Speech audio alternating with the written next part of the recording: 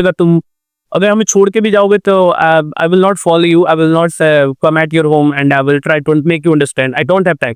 मेरे पास उतना समय है। लोग क्या करते हैं, बच्चों के लिए टीचर से झगड़ लेते हैं आज के समय में। टीचर सिलेबस कंप्लीट हुआ, एग्जाम दिए, रिजल्ट से कोई बात नहीं है, तू फर्स्ट है, फेल है, सेकंड है, इट डजंट मैटर भाई, तुम आगे जाओ, फिर हम दूसरा ढूंढेंगे। उसे दर्द पहुंच जाते हैं घर, अरे घर पहुंच जाते हैं, उसको तो अपने बहन बना लेते हैं लोग, बहन है, उनकी माँ को अपनी अपने पता नहीं क्या क्या लोग मेरा रिश्ता जोड़ना शुरू कर दे, सिर्फ अपना बेनिफिट, हाँ अपने बेनिफिट ले अपने। तो ये गाइस, ये मेरे इंग्लिश के टीचर है और ये आपको कुछ बताएंगे कि अभी के जमाने में, अभी की इस जनरेशन में मार्केट में क्या चल रहा है और पकड़ी दयाल की एजुकेशन सिस्टम क्या हो गई है। सिर्फ पकड़ी दयाल की ही नहीं बल्कि यहाँ के जितने सारे हैं, अभी क्या चल रहा है इंडिया में, वो कुछ बताएंगे सर। कि सर कुछ एजुकेशन के बारे में बताइए, कैसे टीचर क्या किस टाइप से बिहेव कर रहे हैं अभी स्टूडेंट के साथ। टीचर तो बच्चों के साथ अपना इमेज एक गॉड की तरह बना के रखते हैं। ऐसा लगता है कि बच्चों के सामने इस तरह से वो दिखावा करते हैं कि उनके उनके अलावा कोई दुनिया में है ही नहीं, मतलब उनका फ्यूचर सजाने वाला। लेकिन सच बताए तो इसके पीछे क्या है ना, वो लोग अपने प्रॉफिट्स को देखते हैं, प्रॉफिट को लेके। क्योंकि बच्चे को 8, 9, 10 से ही बच्चे को क्या करते हैं, अपने अपने बातों में किसी तरीके से उसे पढ़ा करके, किसी भी तरीके से अपने पक्ष में लेकर के बच्चों को अपने अनुसार उसे क्या करना चाहते हैं, बच्चा लाना चाहते हैं। सर जो सुनने में आया है अभी के टाइम में, जो ये हो रहा है कि जो बच्चा साइंस में इंटरेस्टेड नहीं है उसे भी फोर्सफुली लोग, टीचर जो होते हैं, फोर्स करके उसको साइंस दिला दे रहे हैं, और जो आर्ट्स में है उसे जबरदस्ती ये दूसरा सब्जेक्ट मतलब फोर्स करते हैं देने हाँ, ये है, ये यहाँ पे चलता है और एकदम ये सही बात है। क्योंकि लोग जो आर्ट्स के टीचर हैं वो तो चाहेंगे कि जो बच्चे साइंस लेंगे वो तो आर्ट्स क्लास कभी ज्वाइन नहीं कर पाएंगे। तो जो आर्ट्स के टीचर है वो चाहते हैं कि साइंस के बच्चों को, जो बच्चे साइंस की तरफ बढ़ना चाहते हैं, तो उसको किसी भी तरीके से भ्रमित करके, किसी भी तरह के बातों में ला करके उससे उससे क्या करते हैं, आर्ट्स की तरफ बढ़ावा देते हैं, आर्ट्स में उसको एडमिशन दिलवाते हैं। और जो खासकर जो साइंस के भी टीचर हैं वो भी यही काम कर रहे हैं। जो बच्चे कम मार्क्स लाएं या जिनको साइंस में इंटरेस्ट ना हो, फिर भी उसे किसी भी तरीके से अपने बातों में ला करके क्या करते हैं, वो अपने सब्जेक्ट की तरफ बढ़ावा देते हैं। लेकिन मेरा ऐसा मानना है सर, इससे फायदा सिर्फ टीचर्स को ही होता है, बच्चों को। इधर ये देखा जा रहा है अभी के टाइम में कि एजुकेशन को एक बिजनेस टाइप का बना दिया गया, क्या ये सच है? ये तो सच ही है।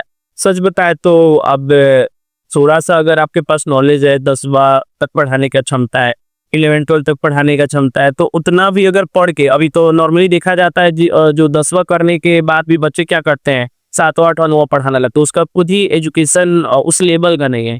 तो पैसा कमाने के लिए नॉर्मली आज के समय में लोग अपने गांव शहर में कहीं भी पढ़ाना शुरू करते रहे। नॉलेज है नहीं, किसी भी एक पर्सनल सब्जेक्ट का कोई खास उनके पास डिग्री नहीं है, तो लोग कहीं से भी यूट्यूब से देख लिए, कुछ गेस्ट पेपर से देख लिए और वहां से पढ़े और रटाना शुरू, किसी तरह से पढ़ाना शुरू, सिलेबस खत्म करना शुरू और बच्चों का जीवन खत्म करना शुरू। उनको तो बस अपने क्लास में बच्चा चाहिए, 500 बच्चा चाहिए, 400 बच्चा चाहिए, उसको कोई इससे लेना देना नहीं कि 500 में कम से कम 400 बच्चा फर्स्ट डिवीजन आना चाहिए। लेकिन रिजल्ट के बाद कोई टीचर किसी बच्चों के साथ ज्यादा प्लेन दे नहीं रखता, बस जब तक आप है तब तक आपके साथ वही। तो कहीं ना कहीं सर देखा जाए तो स्टूडेंट का लाइफ बर्बाद किया जा रहा है कि नहीं? इस मुद्दा टीचर इसमें सिर्फ अपना बेनिफिट है क्या? एज अ टीचर आप अभी खुद टीचर हैं हम, और अब एज अ प्रोफेशन आप अभी तो दुकान है आपका, बिजनेसमैन भी है। हाँ मेरा देखिए, मेरा बिजनेस भी है, मेरे पिताजी मेरे साथ यहाँ पे बैठते हैं। पिताजी स्पेशली मेरे बिजनेस इस बिजनेस को चलाते हैं। कभी कभी पिताजी कहीं बिजी होते हैं तो हमें भी यहाँ पे टाइम देना पड़ता है। तो मेरा कहने का मतलब, मैं भी एक टीचर हूँ, पार्ट टाइम टीचर आप हमें बोल सकते हैं, और मैं यहाँ पे इंग्लिश पढ़ाता हूँ स्पेशली। लेकिन एक चीज़ मैं और मेरे में और उन जो प्रोफेशनल्स टीचर है उसके बीच में मैं आपको कुछ बताना चाहूँगा। जो प्रोफेशनल्स में एक चीज़ देखा जाता है, वो किसी भी कीमत पे बच्चा को, मतलब होता है ना कि उसको भ्रमित करना चाहेंगे, क्योंकि उनका जीवन, उस तरह के जो टीचर्स हैं उनका जीवन उन्हीं से है।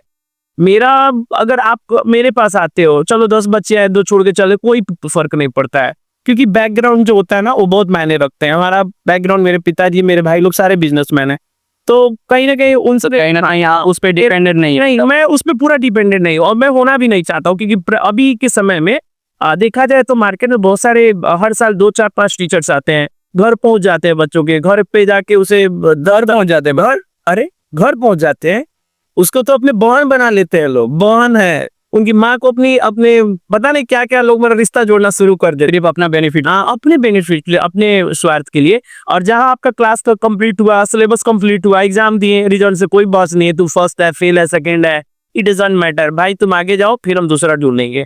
तो इस तरीके से आजकल होते हैं मार्केट में, समझे। यहाँ पे ही नहीं, मोतिहारी भी चले जाइए, मोतिहारी के भी बहुत ऐसे, हम I am not talking about all the teachers, कुछ टीचर्स हैं जो अपनी जगह पे बहुत ही अच्छे हैं, और मतलब कुछ टीचर जो बहुत अच्छे हैं जो अभी गरिमा को बचा कर रखे हैं।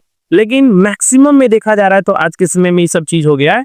लोग क्या करते हैं, बच्चों के लिए टीचर टीचर से झगड़ लेते हैं आज के समय में, टीचर टीचर का बुराई करना शुरू कर दिया है। तो जो टीचर टीचर का रिस्पेक्ट नहीं करेगा, बच्चा के जीवन के बारे में क्या सोचेगा, कहाँ सोचेगा। जी जी। मेरे पास भी बहुत बच्चे आते हैं, लेकिन उतना मेरे मतलब उतना हमको कोई फर्क नहीं पड़ता है कि अगर हमें छोड़ के भी जाओगे तो I will not follow you, I will not come at your home and I will try to make you understand. I don't have time, मेरे पास उतना समय नहीं है, क्योंकि मेरे अलावा उस काम के अलावा मेरे पास दूसरा ऑप्शन है। I have another option, so I can't do this in my life. Okay, कि मैं अपने जीवन में नहीं कर सकता हूँ। तो मैं बच्चों को बस यही कहना चाहूंगा कि जो टीचर ये जो बार बार आपको जो इरिटेट करते हैं, जो आपको अपने बारे में बताते हैं कि इससे ये होगा उससे होगा, आर्ट्स के टीचर्स का क्या नाम रहता है कि आप आर्ट्स लोगो तो IAS बनोगे, साइंस वाला कहता है कि साइंस लोगो तब IAS बनोगे। तो मेरा ऐसा मानना है सर, आप कोई भी सब देख लीजिए, आप IAS बनोगे, लेकिन इसके लिए पढ़ना पड़ेगा। लेकिन आपका जो फेवरेट सब्जेक्ट है, उसी सब्जेक्ट को अगर आप फॉलो कीजिएगा, उसी से आप आगे बढ़िएगा। सो कभी भी ये मत सोचे कि मतलब स्टूडेंट को ये सोचना चाहिए कि हाँ कभी भी टीचर के बात पे मत चले, अपना हिसाब अपने हिसाब से आप चलिए, क्योंकि लोग अब फायदे उठा रहे हैं और पूरी समय अभी पा रहे हैं कि बच्चे मेरे तब अट्रैक्ट हो। बच्चे को लोग यूज कर रहे हैं as a thing, as a benefit. अपने बेनिफिट्स के लिए, एक वस्तु की तरह लोग इस्तेमाल। आप हमें अब आप बच्चे को क्या सजेशन देना चाहेंगे और इस वीडियोस के थ्रू आप बता दीजिए बच्चे को। मैं यही सजेशन देना चाहूंगा कि आप अपने मन का सुनो, अपने दिल का सुनो, जितना आपसे होना होगा उतना ही आप कीजिए। क्योंकि मैं एक इंग्लिश का टीचर हूँ, और आपको पता है आर्ट्स लो, साइंस लो, कॉमर्स लो, कोई भी लो, इंग्लिश में तो पढ़ना ही है। तो हमें उससे कोई फर्क नहीं पड़ता है, क्योंकि जो साइंस फैकल्टी हो, कॉमर्स फैकल्टी हो और आर्ट्स फैकल्टी, ये तीनों में बड़ा होड़ रहता है कि अगर साइंस लेगा तो फिजिक्स वाले को, केमिस्ट्री वाले को फायदा होगा, बायोलॉजी वाले मैथ वाले को, आर्ट्स वाला सोचता है आर्ट्स लेगा तो फिर जो हिस्ट्री ज्योग्राफी उनको फायदा होगा, फिर उधर कॉमर्स वाले अपना सोचता है। लेकिन इंग्लिश तो सबको पढ़ना है। तो हम तो यही बोलेंगे कि आप जो लीजिए अपने मर्जी से लीजिए, अपना से सोच के लीजिए।